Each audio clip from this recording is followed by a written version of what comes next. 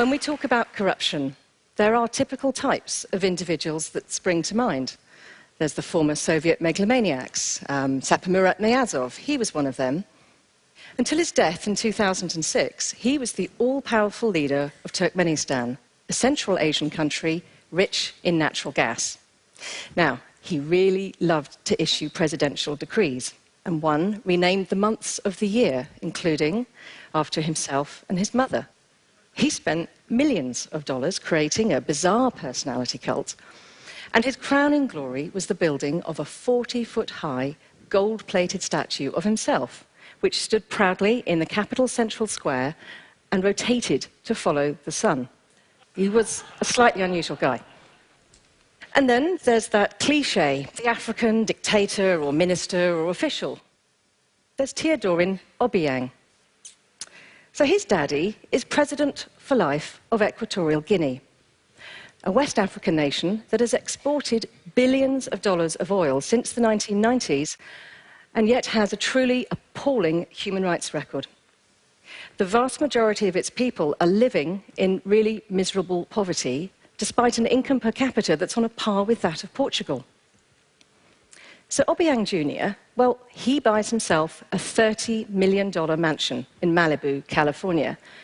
I've been up to its front gates, I can tell you, it's a magnificent spread. He bought an 18 million euro art collection that used to belong to fashion designer Yves Saint Laurent. A stack of fabulous sports cars, some costing $1 million apiece. Oh, and a Gulfstream jet, too. Now get this. Until recently, he was earning an official monthly salary of less than $7,000. And there's Dan Etete. Well, he was the former oil minister of Nigeria under President Abacha. And it just so happens he's a convicted money launderer, too. We've spent a great deal of time investigating $1 billion, that's right, $1 billion oil deal that he was involved with. And what we found was pretty shocking, but more about that later. So it's easy to think that corruption happens somewhere kind of over there, carried out by a bunch of greedy despots and individuals up to no good in countries that we personally may know very little about and feel really unconnected to and unaffected by what might be going on. But does it just happen over there? Well, at 22, I was very lucky. My first job out of university was investigating the illegal trade in African ivory. And that's how my relationship with corruption really began. In 1993, with two friends who were colleagues, Simon Taylor and Patrick Alley, we set up an organization called Global Witness. Our first campaign was investigating the role of illegal logging in funding the war in Cambodia. So a few years later, and it's now 1997, and I'm in Angola, undercover, investigating blood diamonds. Perhaps you saw the film, the Hollywood film Blood Diamond, the one with Leonardo DiCaprio. Well, some of that sprang from our work. Luanda, it was full of landmine victims who were struggling to survive on the streets, and war orphans living in sewers under the streets, and a tiny, very wealthy elite who gossiped about shopping trips to Brazil and Portugal. And it was a slightly crazy place. So I'm sitting in a hot and very stuffy hotel room, feeling just totally overwhelmed. But it wasn't about blood diamonds, because I'd been speaking to lots of people there who, well, they talked about a different problem. That of a massive web of corruption on a global scale and millions of oil dollars going missing. And for what was then a very small organization of just a few people, trying to even begin to think how we might tackle that was an enormous challenge.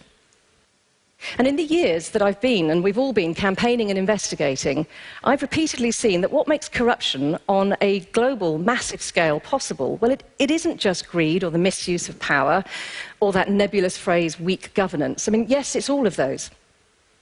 But corruption, it's made possible by the actions of global facilitators.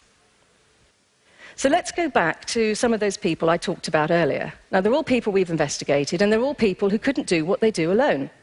Take Obiang Jr. Well, he didn't end up with high-end art and luxury houses without help. He did business with global banks. A bank in Paris held accounts of companies controlled by him, one of which was used to buy the art. And American banks, well, they funneled $73 million into the States, some of which was used to buy that Californian mansion. And he didn't do all this in his own name either. He used shell companies. He used one to buy the property and another, which was in somebody else's name, to pay the huge bills it cost to run the place. And then there's Dan Atete. Well, when he was oil minister, he awarded an oil block now worth over $1 billion to a company that, guess what? Yeah, he was the hidden owner of. Now, it was then, much later, traded on with the kind assistance of the Nigerian government, I have to be careful what I say here, to subsidiaries of Shell and the Italian Eni, two of the biggest oil companies around. So the reality is that the engine of corruption, well, it exists far beyond the shores of countries like Equatorial Guinea or Nigeria or Turkmenistan. This engine, well, it's driven by our international banking system, by the problem of anonymous shell companies, and by the secrecy that we have afforded big oil, gas and mining operations. And, most of all, by the failure of our politicians to back up their rhetoric and do something really meaningful and systemic to tackle this stuff. Now let's take the banks first. Well, it's not going to come as any surprise for me to tell you that banks accept dirty money. But they prioritise their profits in other destructive ways too. For example, in Sarawak, Malaysia. Now this region, it has just 5% of its forests left intact. So 5%. So how did that happen? Well, because an elite and its facilitators have been making millions of dollars from supporting logging on an industrial scale for many years. So we sent an undercover investigator in to secretly film meetings with members of the ruling elite. And the resulting footage, well, it made some people very angry, and you can see that on YouTube. But it proved what we had long suspected, because it showed how the state's chief minister, despite his later denials, used his control over land and forest licenses to enrich himself and his family. And HSBC, well, we know that HSBC bankrolled the region's largest logging companies that were responsible for some of that destruction in Sarawak and elsewhere. The bank violated its own sustainability policies in the process, but it earned around $130 million. Now, shortly after our expose, very shortly after our expose, earlier this year, the bank announced a policy review on this. And, well, is this progress? Maybe, but we're going to be keeping a very close eye on that case. And then there's the problem of anonymous shell companies. Well, we've all heard about what they are, I think, and we all know they're used quite a bit by people and companies who are trying to avoid paying their proper dues to society, also known as taxes. But what doesn't usually come to light is how shell companies are used to steal huge sums of money, transformational sums of money, from poor countries. In virtually every case of corruption that we've investigated, shell companies have appeared. And sometimes it's been impossible to find out who was really involved in the deal. A recent study by the World Bank looked at 200 cases of corruption. It found that over 70% of those cases had used anonymous shell companies, totaling almost $56 billion. Now, many of these companies were in America and the United Kingdom, its overseas territories and crown dependencies. And so it's not just an offshore problem, it's an onshore one too. You see, shell companies, they're central to the secret deals which may benefit wealthy elites rather than ordinary citizens. One striking recent case that we've investigated is how the government in the Democratic Republic of Congo sold off a series of valuable state-owned mining assets to shell companies in the British Virgin Islands. So we spoke to sources in country, trawled through company documents and other information, trying to piece together a really true picture of the deal. And we were alarmed to find that these shell companies had quickly flipped many of the assets on for huge profits to major international mining companies listed in London. Now, the Africa Progress Panel, led by Kofi Annan, they've calculated that Congo may have lost more than $1.3 billion from these deals. That's more than twice, that's almost twice the country's annual health and education budget combined. And will the people of Congo, will they ever get their money back? Well, the answer to that question, and who was really involved and what really happened, well, that's going to probably remain locked away in the secretive company registries of the British Virgin Islands and elsewhere, unless we all do something about it. And how about the oil, gas and mining companies? OK, maybe it's a bit of a cliché to talk about them. Corruption in that sector, no surprise. There's corruption everywhere, so why focus on that sector? Well, because there's a lot at stake. In 2011, natural resource exports outweighed aid flows by almost 19 to 1 in Africa, Asia and Latin America. 19 to 1. Now, that's a hell of a lot of schools and universities and hospitals and business startups, many of which haven't materialized and never will because some of that money has simply been stolen away. Now, let's go back to the oil and mining companies, and let's go back to Dan Atete and that billion-dollar deal. And now, forgive me, I'm going to read the next bit because it's a very live issue, and our lawyers have been through this in some detail, and they want me to get it right. Now, on the surface, the deal appeared straightforward.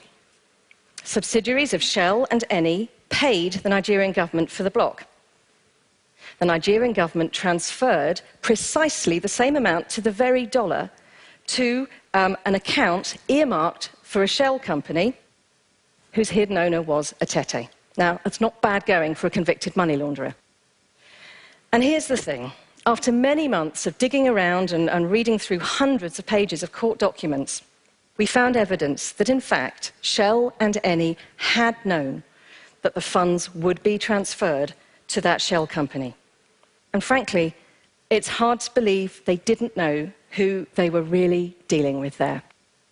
Now, it just shouldn't take these sort of efforts to find out where the money in deals like this went. I mean, these are state assets. They're supposed to be used for the benefit of the people in the country.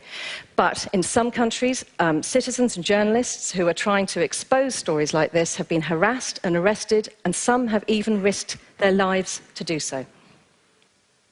And finally, well, there are those who believe that corruption is unavoidable.